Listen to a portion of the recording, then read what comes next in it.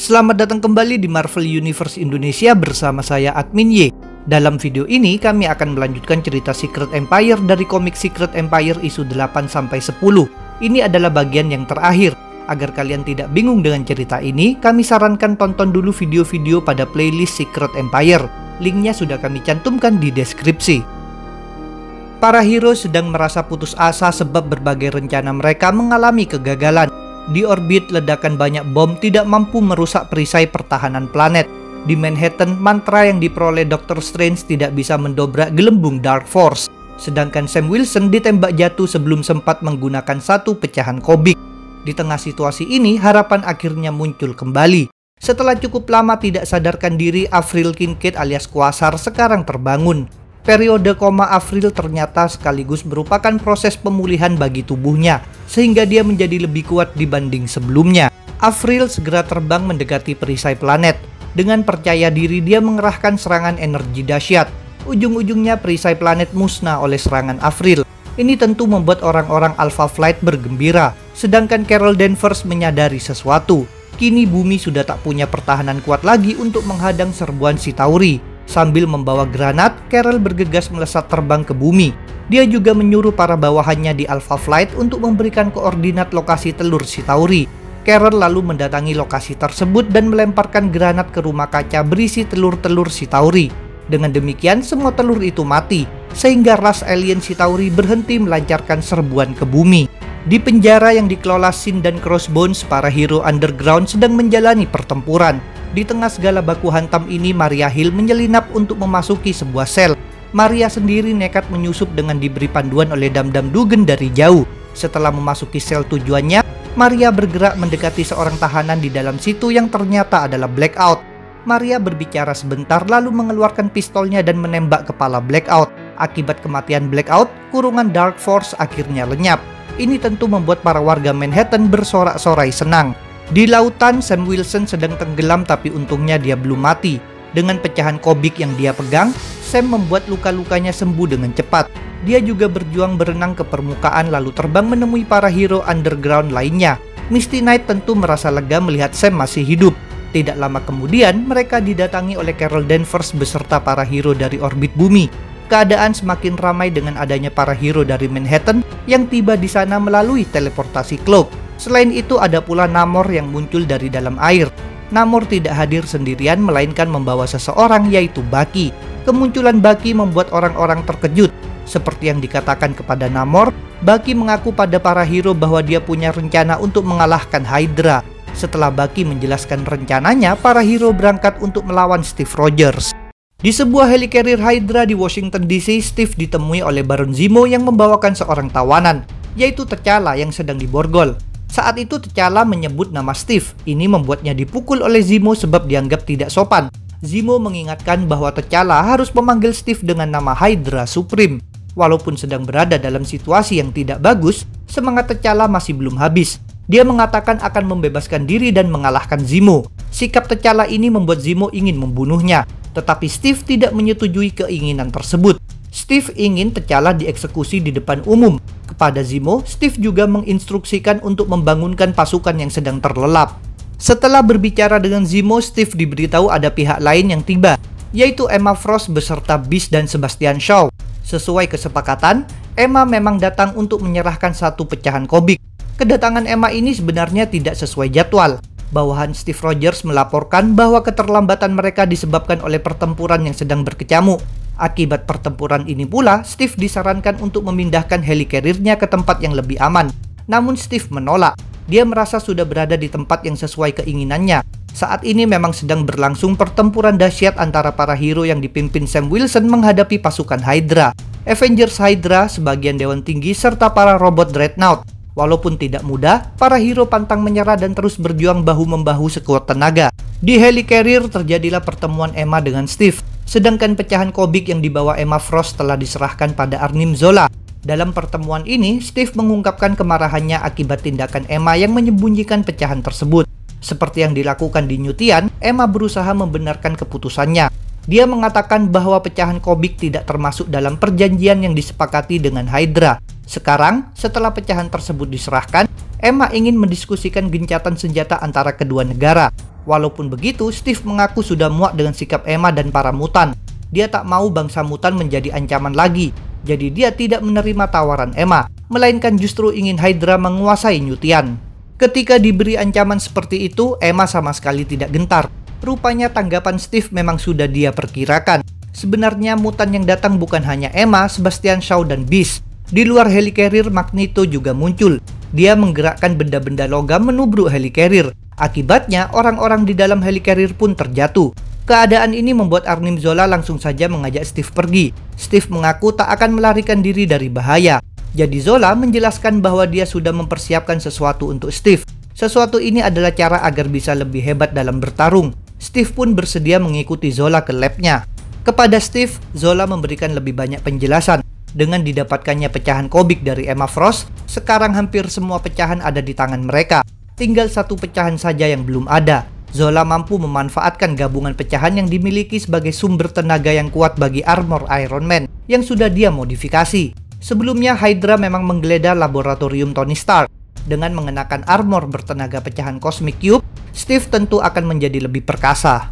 Di luar, para hero masih terus berjuang melawan pasukan Hydra. Apalagi para mutan kini ikut menyerang tentara Hydra. Sayangnya, situasi masih tidak mudah bagi pihak hero. Gorgon tidak mengalami kesulitan meskipun dikeroyok oleh beberapa orang. Kraken menghajar Hawkeye. Viper mulai mencekik Misty Knight. Ada pula Tigra, US Agent, dan Mockingbird yang dibuat kewalahan oleh Superior Octopus. Sedangkan Hive mencengkeram leher Star-Lord. Semua ini disaksikan oleh Thor Odinson yang diam dan termenung. Sampai akhirnya dia mengambil keputusan. Sudah cukup baginya memihak kelompok yang jahat, maka dia pun bertindak. Dengan menggunakan kapak Jarnbjorn yang ditambahi petir, Odinson menyerang orang-orang Hydra. Di dekat situ ada sel yang mengurung tim Champions.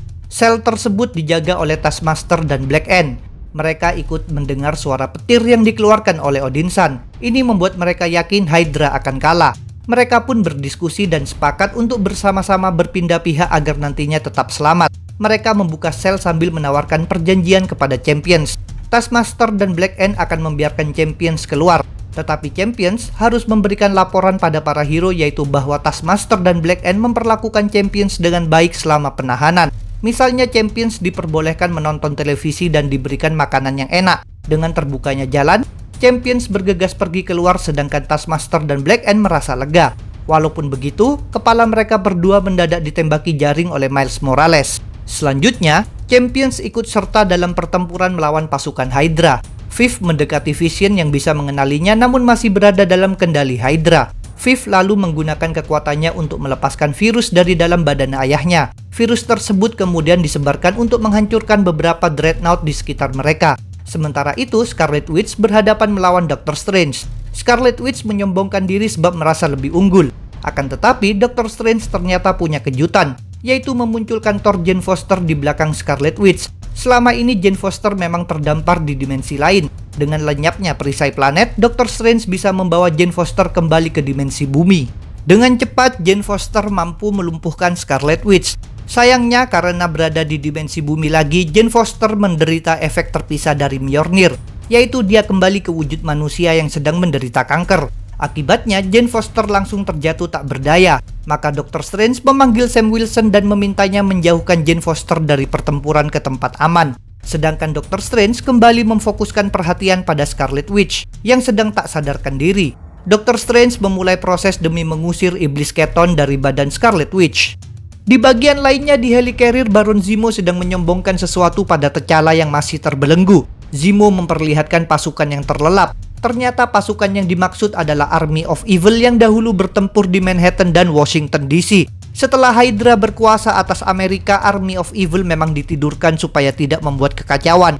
Kini Zemo hendak mengerahkan lagi para penjahat ini sesuai instruksi Steve Rogers. Akan tetapi rencana itu tidak terlaksana. Di luar dugaan Zemo, dua tentara Hydra yang mengawasi T'Challa tiba-tiba terjatuh tak sadarkan diri.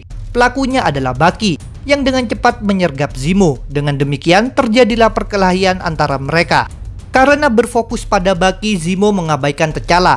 Peluang ini tidak disia-siakan oleh T'Challa yang kemudian mencekik dan menghantam Zemo sampai dia pingsan. Selanjutnya, T'Challa mengendap-endap di dekat suatu ruangan. Di sana dia secara diam-diam mengintip Arnim Zola dan Steve Rogers. Saat itu Steve mulai memakai armor Iron Man yang telah dimodifikasi oleh Zola.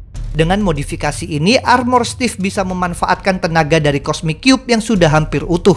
Sementara itu, Dr. Faustus sedang mengendalikan Sharon Carter.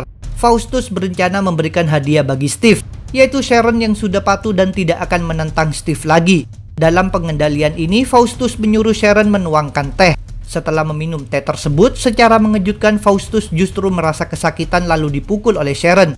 Terungkaplah bahwa sebenarnya Sharon hanya berpura-pura. Dia tidak dikendalikan oleh kekuatan hipnotis Faustus. Dulu seusai event Civil War, Sharon pernah terkena hipnotis Faustus sehingga menembak Steve Rogers. Agar peristiwa semacam itu tidak terjadi lagi, Sharon setiap hari mendengarkan rekaman suara Faustus selama berbulan-bulan. Cara ini membuatnya kebal terhadap hipnotis Faustus. Kini Faustus takluk sebab teh yang dia minum memang telah diracuni oleh Sharon. Racun ini tidak mematikan, jadi Faustus hanya pingsan. Sedangkan Sharon bergegas menggunakan komputer. Dia tahu kata sandi Steve Rogers. Jadi Sharon mampu mengambil alih kendali atas helicarrier Hydra. Berkat tindakan Sharon, semua helicarrier Hydra di dekat Gedung Putih mulai berjatuhan. Keadaan ini tentu membuat para hero merasa senang. Walaupun begitu, para hero kemudian didatangi oleh T'Challa yang berlari sambil menyuruh mereka semua bergegas menyelamatkan diri. Tidak lama kemudian, terjadilah ledakan yang membuat para hero terlempar. Pelaku ledakan tersebut ternyata adalah Steve Rogers yang memakai armor bertenaga Cosmic Cube. Setelah melakukan serangan tadi, Steve memperlihatkan wajahnya dan berbicara kepada para hero. Dia menjelaskan bahwa Hydra punya niat yang sangat mulia. Dengan memanfaatkan Cosmic Cube, Hydra akan mengubah dunia menjadi lebih baik, kuat dan berjaya, terbebas dari segala macam kelemahan dan kerusakan. Steve juga mengajak para hero bekerja sama demi tercapainya tujuan tersebut. Ajakan Steve ini jelas tidak mendapat tanggapan positif, terutama dari Hawkeye yang merasa sangat marah atas kematian Black Widow. Di bawah komando Hawkeye, para hero mulai mengeroyok Steve. Walaupun hanya sendirian menghadapi banyak lawan, Steve tetap tidak terkalahkan berkat Cosmic Cube pada armornya. Steve dengan mudah melumpuhkan para hero. Tidak berhenti di situ, Steve memanfaatkan Cosmic Cube untuk memancarkan gelombang yang mengubah realita. Cosmic Cube memang belum sempurna sebab masih kekurangan satu pecahan. Namun Steve sudah tak mau menunggu lebih lama lagi. Dimulai dari posisi Steve, gelombang Cosmic Cube menyebar luas dan mengubah sejarah dunia menjadi seperti harapan Steve. Beberapa perubahan dalam sejarah baru ini diantaranya adalah Fantastic Four merupakan ilmuwan Hydra, Profesor X dan Magneto dihukum gantung oleh Hydra karena memberontak, Avengers dibentuk oleh Hydra, serta serum Super Soldier merupakan buatan Arnim Zola. Steve menyaksikan perubahan ini dengan bahagia ketika tiba-tiba dia dipanggil oleh seseorang, yaitu Sam Wilson. Sam masih memegang satu pecahan kobik yang dimuntahkan oleh Brian McAllister. Sam lalu berjalan mendekati Steve. Pada saat yang sama, di posisi lainnya Bucky meminta Scott Lang bersiap-siap. Di hadapan Steve, Sam justru berlutut sambil menyerahkan pecahan yang dia pegang. Kepada Steve, Sam mengaku sudah menyerah bertarung dan ingin konflik berakhir. Bukan hanya pecahan kobik, tameng Kapten Amerika juga diberikan oleh Sam. Steve terkejut tapi jelas merasa senang dengan keputusan Sam ini. Tanpa menunggu lama, Steve memasukkan satu pecahan terakhir ke dalam armornya. Dengan Cosmic Cube yang utuh, Steve berharap menjadi jauh lebih kuat. Untuk sesaat, harapan tersebut tampak akan terwujud. Namun terjadilah sesuatu yang sangat aneh. Cosmic Cube mendadak menghilang entah kemana. Akibatnya, armor yang dipakai Steve menjadi lebih lemah. Ini tentu membuat Steve bingung. Kebingungan Steve bertambah ketika di depannya muncul Scott Lang yang membesar. Selain itu, di dekat Scott, Bucky hadir melalui portal. Ternyata semua ini memang rencana para hero. Ketika tadi Steve memasukkan pecahan terakhir kobik, sebenarnya Scott Lang bersama Bucky dalam wujud kecil melesat dan ikut menyusup ke dalam Cosmic Cube. Dalam proses ini, Scott menyerahkan cakram pengecil pada Bucky. Dengan alat tersebut, Bucky semakin mengecil dan terus masuk lebih dalam sendirian. Sedangkan Scott keluar lagi. Di dalam pikiran Kobik, Steve Rogers yang baik hati sudah menyadari apa yang sebenarnya terjadi. Kepada Kobik, Steve meminta dipindahkan ke dunia nyata agar bisa membantu para hero. Namun Kobik menolak sebab merasa takut pada Steve Rogers Hydra. Menurut Kobik, semua sudah terlambat. Kobik justru memilih berlari pergi meninggalkan Steve. Pada saat yang sama, segala yang ada di sekitar Steve mulai berguncang. Dengan cemas, Steve mencari-cari Kobik, sampai menemukan bocah itu di tempat penitipan anak. Sambil bersembunyi di bawah meja, Kobik tampak ketakutan. Seperti sebelumnya, Kobik mengaku dia sesungguhnya ingin membahagiakan orang-orang. Dulu dia menganggap Hydra itu baik. Jadi dia mengubah Steve Rogers menjadi Hydra. Kini Kobik menyesal setelah menyadari bahwa ternyata Hydra itu kejam. Kobik memilih bersembunyi sebab menurutnya Steve Hydra telah menjadi sangat kuat. Kepada Kobik, Steve berusaha menjelaskan bahwa melarikan diri atau bersembunyi bukanlah solusi. Ketika ada bahaya semacam Hydra, seharusnya mereka bangkit berdiri dan melawan. Apabila Kobik takut bertindak sendirian, maka Steve bersedia membantu agar mereka bisa berjuang bersama. Berkat kata-kata motivasi dari Steve, Kobik mulai berhenti merasa takut. Dengan dituntun Steve, Kobik berjalan keluar. Tiba-tiba mereka mendengar suara yang memanggil-manggil Steve dari langit. Steve bisa mengenali itu adalah suara Bucky. Jadi dia mulai berlari ke arah suara itu. Sambil menggendong Kobik, Steve mengulurkan tangannya ke atas. Sesuai harapan Steve, dari atas muncullah Bucky, yang juga mengulurkan tangannya sampai mereka berdua bisa berpegangan tangan. Setelah melakukan kontak dengan Steve dan Kobik, Bucky muncul di hadapan Steve Hydra yang kebingungan. Dengan marah, Steve menuntut Bucky menjelaskan apa yang telah terjadi. Namun Bucky tidak memberi banyak penjelasan. Berikutnya, ada sosok lain lagi yang hadir di sana, yaitu Kobik, yang sudah tak takut lagi pada Steve Hydra. Dengan kekuatannya, Kobik membatalkan segala perubahan realita yang disebabkan oleh tindakan Steve. Dengan demikian, sejarah dunia kembali seperti semula. Steve Hydra jelas memprotes tapi tak kuasa menghentikan perbuatan Kobik.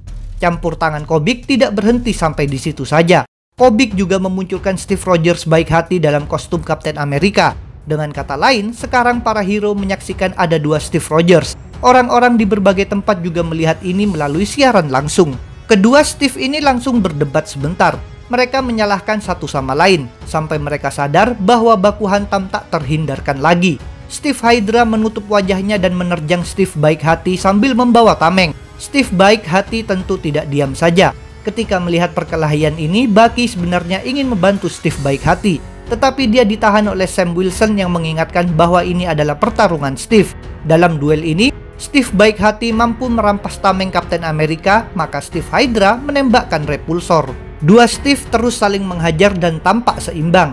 Sampai Steve Hydra mendapat sebuah ide agar bisa menang, yaitu menggunakan Mjolnir. Maka dia bergegas berlari ke arah palu tersebut. Ketika tahu niat Steve Hydra, Steve baik hati juga ikut berlari. Steve Hydra tiba lebih dulu dan mulai berusaha mengangkat Mjolnir. Namun berbeda dibanding dulu, sekarang dia justru tak sanggup melakukannya. Tanpa dia sadari, dia dulu bisa menggunakan Mjolnir berkat campur tangan Elisa Sinclair. Elisa menggunakan kekuatannya untuk mengubah aturan pada Mjolnir supaya bisa diangkat oleh Steve Hydra. Setelah Elisa meninggal, mantra pengikat Mjolnir kembali seperti semula. Steve Hydra tidak layak, jadi tidak bisa mengangkatnya. Di tengah kegagalan Steve Hydra ini, Steve baik hati tiba lalu mengambil Mjolnir untuk menghantam Steve Hydra. Akibat pukulan tersebut, Steve Hydra langsung pingsan. Dengan takluknya Steve Hydra, Steve baik hati pun mengembalikan tameng Kapten Amerika pada Sam Wilson serta Mjolnir pada Jane Foster. Kini kekuasaan Hydra atas Amerika Serikat akhirnya runtuh. Sebagian orang Hydra termasuk Steve Hydra ditangkap, tapi sebagian lainnya termasuk Dewan Tinggi bisa melarikan diri. Kehidupan di Amerika secara berangsur-angsur kembali normal seperti sebelum kekuasaan Hydra. Misalnya penindasan terhadap para Inhuman dihentikan. Dalam komik Secret Empire Omega, pemerintah Amerika mengirimkan tentara dan Sentinel untuk merebut lagi wilayah California yang dikuasai pihak mutan. Emma Frost dan Beast berdiskusi tentang hal ini. Mereka sepakat untuk patuh dan menerima pembubaran New Tian, sebab mereka memang menganggap tidak ada gunanya bersikap nekat menentang militer Amerika dan para hero. Di tempat lainnya, Punisher membantai para agen Hydra yang dia temukan. Rupanya dia merasa telah ditipu dan diperalat oleh Steve Rogers Hydra, jadi dia ingin membalas dendam. Aksi Punisher selanjutnya bisa kalian lihat dalam video kami yang berjudul Punisher memakai War Machine Armor. Walaupun kondisi di Amerika mulai kembali seperti sedia kala, tetap ada perasaan duka cita yang mendalam akibat segala kematian dan penderitaan selama rezim Hydra, termasuk kematian para warga Las Vegas, Rick Jones, dan Black Widow. Dr. Strange tidak mau menerima tragedi ini dengan ikhlas. Dia nekat menggunakan sihir demi menghidupkan lagi para penduduk Las Vegas yang tewas. Keputusan ini kemudian justru membawa masalah berupa konflik melawan Mephisto pada event Damnation. Kami sudah pernah membuat videonya. Itulah akhir cerita Secret Empire. Jangan lupa untuk subscribe, like, komen, dan share. Kalian juga bisa bergabung di grup Facebook, like fanpage, serta follow Instagram Marvel Universe Indonesia. linknya ada di deskripsi. Sampai jumpa lagi dalam pembahasan tentang topik-topik Marvel lainnya.